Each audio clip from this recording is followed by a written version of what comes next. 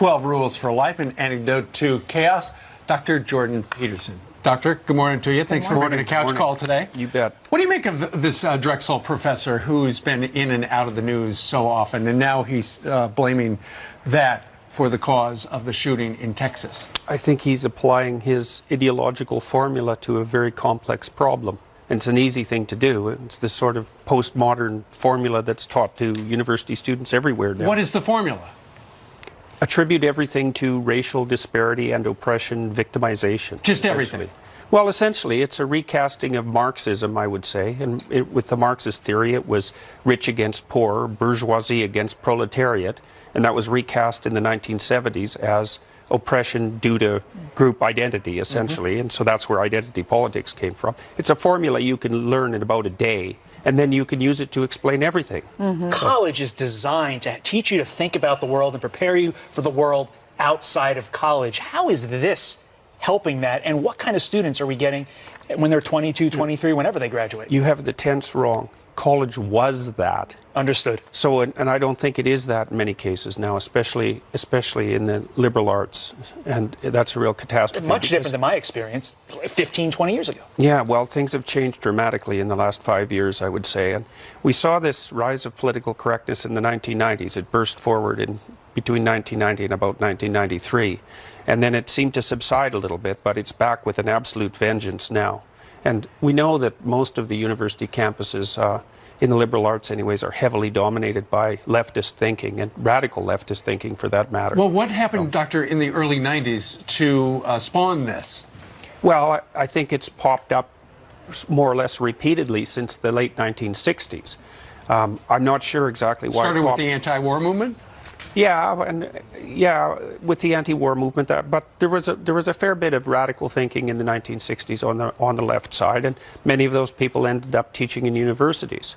And so, and with the rise of postmodernism, that's a huge factor. That was a French intellectual school that was a transformation of Marxism into identity politics, essentially. And because I think, in some sense, because it requires almost no intellectual effort and leaves you with an overwhelming sense of moral superiority, it's very attractive to people.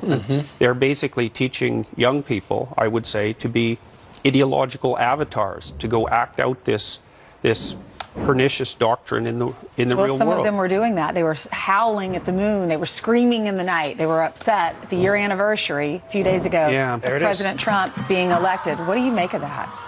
Well, I think a lot of that is a kind of narcissism. You know, I mean, that sort of public display. It's probably amplified to a great degree by social media and media in general, right? Because this sort of highly emotional display does make a reasonable news clip. But what's the danger here? Well, the danger is everywhere at the moment. The danger is increased polarization. We're seeing that nonstop at the moment. And I think it's mostly because the people on the radical left are pushing way too hard. That's my estimate. You see that in Canada as well as the United States and all around the Western world. I want to ask you this because I live in a very Democrat state, Connecticut, right? Yep. None of my friends would ever operate like this. Now, granted, my friends are older. They find this reprehensible. So I mean, it seems like a lot of Democrats are fired up about this idiocy. Oh, yeah. Well, lots of people who are in what you might describe as the liberal center are very unhappy that the political landscape on the left side has shifted way over to the radical leftist side. That's a very common sentiment now. And I think it's happening faster than people really understand. So it's almost impossible to overstate how influential these postmodern doctrines have become and how they're seeping in now into corporations, mostly through HR departments. I read an article, and it was about Barbara Corcoran, and she was talking about people she hires and doesn't hire. And when she's investing in companies like we see on Shark Tank, she says if you're a victim, she hates the word victim and people who have that victimized mentality, where they are the victim, woe is me. Do you see that more and more? Is that like a millennial thing, or is it... Well, it's a form of justification for the use of power.